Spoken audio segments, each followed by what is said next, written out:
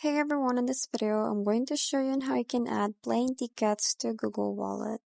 So first, you have to open your Google Wallet, and from here, you just have to click on this Add to Wallet. And if you scroll all the way to the bottom, you will see this option right here, which says that if you want to add your boarding passes, event tickets, and even your um plane tickets, then you can go ahead and click on Learn how to add to wallet. So once you click on that, you will see a step-by-step way on how you can add plane tickets to your Google Wallet. So it says there that you have to open your inbox or other third-party applications, and from there you will see an option where you can add it to the wallet. So it looks something like this one. So you just have to click on this Add to Google Wallet.